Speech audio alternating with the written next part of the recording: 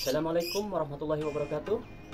Saya ucapkan salam sejahtera kepada rekan-rekan atau sahabat angler dimanapun Anda berada. Jumpa lagi bersama saya Adista Sunjaya.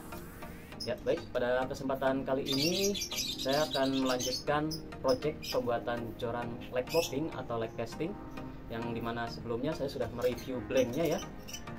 Ini dia blanknya, blank Likan Eclipse. Nah ini sudah saya potong-potong blanknya ya. Jadi sekarang panjangnya tinggal 176 cm. Oke, tentu saja blank yang sudah saya potong tidak hanya bagian untuk top sectionnya, untuk butt sectionnya ini dia. Ini juga sudah saya potong ya. Ini episode sebelumnya patahan blank Storm Gomoku K10 yang one piece, ini saya potong ya. Yang awalnya saya kira ini dia solid ya, tapi ternyata blanknya hollow. Itu ada lubangnya. Nah, ini ada lubangnya, berlubang dia. Nah akhirnya setelah saya potong, ini nanti akan saya jadikan bagian butt section. Bagian lubangnya pun sudah saya tutup dengan EVA ya, atau potongan EVA. Ya, bagi rekan-rekan sekalian, jika ingin membuat joran ya, kasusnya misalnya seperti ini ya, saya punya beberapa step-step yang teman-teman mungkin bisa dijadikan acuan atau referensi ya. Nah, langkah yang pertama itu adalah, atau step yang pertama adalah penentuan. Jadi teman-teman mau bikin konsep jorannya itu apa, apakah spinning atau BC, karena tentu nanti cara pembuatannya untuk penentuan backbone-nya atau reel sheet-nya itu ya dia berbeda ya antara spinning dengan BC. Nah kebetulan yang ini dia awalnya ini dari BC ya, atau bukan BC, ini OH, overhead.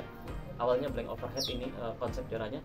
Jadi saya potong bagian ujung atasnya ini, sekarang saya jadikan konsep spinning. Nah karena nanti ada beda peletakan untuk ring guide atau marit atau kolongannya ya, antara BC dengan spinning itu dia beda konsep peletakannya. Jadi tentukan dulu itu mau dibikinnya jenis joran apa. Nah step berikutnya adalah step kedua, langkah kedua, yaitu teman-teman pengukuran blank joran. Nah karena kasusnya saya ini blanknya sudah ada ya, jadi ini saya ukur dulu diameternya berapa, kisarannya berapa, karena nanti dengan penentuan diameter ini saya bisa tahu ini kira-kira cocoknya untuk pasangan atasnya mau model seperti apa. Nah karena saya mau bikin model butt joint, artinya ini nanti saya tambah dengan sok karbon, makanya saya harus tahu diameter bagian bawahnya nanti yang akan saya jadikan sok itu ukurannya berapa. Nah karena ini kisaran 9, maka saya cari blank yang buat top sectionnya juga untuk diameter buttnya itu kisaran 9 ya, 9 lebih sedikit. Nanti bisa saya bubut sedikit supaya bisa masuk ke bagian shock jointnya. Nah jadi ini bagiannya itu yang ini yang menjadi top dan ini yang menjadi butt.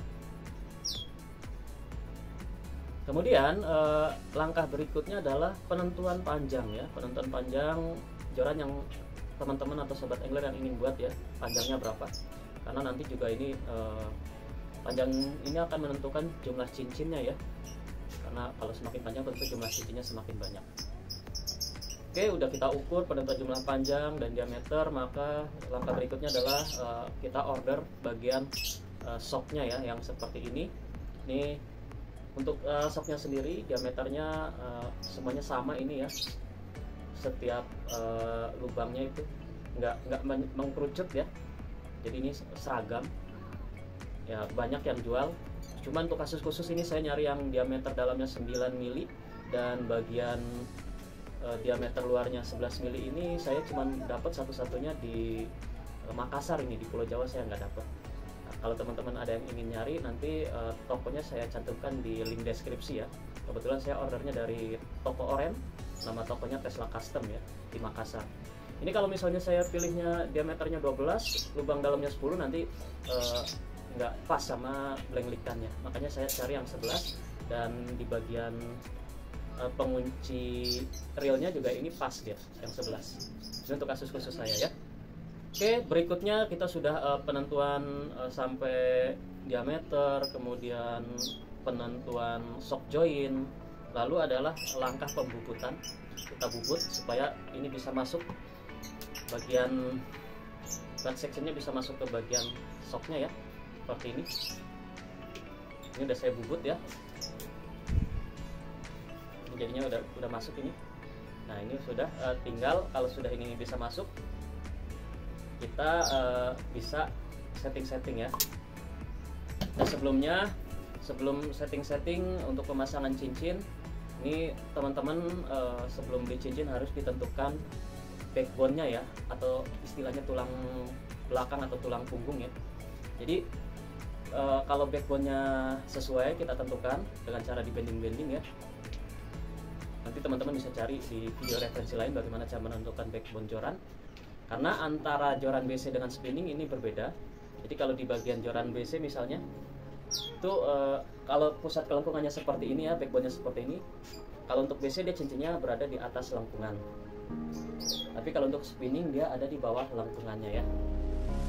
Jadi kalau misalnya backbone-nya salah, ini kekuatan optimalnya itu jadi berkurang ya. Misalnya harusnya bisa nahan 20 lips, karena backbone-nya peletakannya salah, dia bisa drop parah ya. Harusnya melengkung begini tapi dipaksa kebalik gitu ya, seperti ini. Jadi dia akan gampang patah. Nah, jadi teman-teman untuk penentuan backbone nanti bisa cari-cari di referensi youtuber lain ya. Kalau di sini nggak akan saya bahas ya. Oke, setelah penentuan backbone juga tambah lagi dengan penentuan beban statis ya. Apa itu beban statis? Jadi kebetulan saya punya bekas-bekas ring guide yang joran-joran patah ini seperti ini ya. Ini banyak ring guide patah. Itu saya susun berdasarkan backbone tadi ya. Saya urutkan, saya letakkan posisinya. Terus nanti di bagian ring guide-nya itu yang sudah saya susun, saya masukkan benang, saya kasih beban supaya melengkung gitu ya. Nah nanti kelihatan dari kelengkungannya itu mana bagian-bagian benang yang kurang sejajar dengan kelengkungan atau bendingannya blank joran ya. Kalau misalnya nanti ada benang yang kurang sejajar, ini ya resikonya bisa bikin benang cepat putus, dan blanknya juga nggak optimal kekuatannya. Jadi penentuan beban statis dan backbone itu juga sama-sama penting untuk peletakan ring guide. Awalnya saya susun 8, tapi begitu melihat beban statis kayaknya butuh 9 cincin. Jadi di bagian top sectionnya ini agak rapat-rapat jaraknya, supaya benang itu, kelengkungan benangnya tetap sejajar dengan bendingan blank joran. Oke ya, jadi udah penentuan backbone. Terus satu lagi tadi untuk penentuan backbone dan beban statik ya, untuk menentukan jumlah cincinnya. Nah langkah berikutnya setelah backbone dan beban statik sudah ditentukan, artinya jarak-jarak ini juga sudah ditentukan dengan ditandai. Kalau saya biasanya pakai lakban kertas ya. Lalu saya menentukan konsep cincin yang mau saya pakai. Nah dalam hal ini saya menggunakan cincin K-series. Jadi untuk pembuatan joran kali ini saya menggunakan cincin K-series yang seperti ini, kaki 1 ya. Dan untuk bagian topnya saya menggunakan yang LG. Ya untuk top sebenarnya paling recommended ya kalau untuk joran-joran casting sih yang jenisnya MN seperti ini, cuman ini bukan Fuji. Jadi ini ada LG, ini ada MN. Ada biasanya sangat recommended yang MN ya, karena dia ada tambahan seperti tanduk di belakangnya di sini, jadi lebih kuat.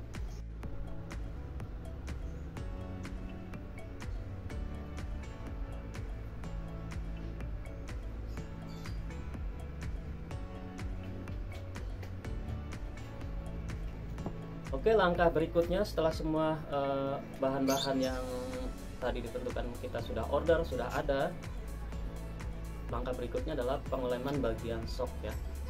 Di bagian shocknya kita lem dengan lem epoxy atau dengan lem lainnya ya yang kuat ya, lem besi ya, bisa seperti Dexton. Nah, jadi setelah pengeleman, langkah terakhir adalah bagian wrapping blanknya ya. Bagian ujung-ujung di wrapping, terus bagian shocknya juga di wrapping, dan pemasangan cincin joran. Oke, untuk step-stepnya ya tadi sudah saya jelaskan. Berikutnya kita langsung eksekusi yang belum saya lakukan.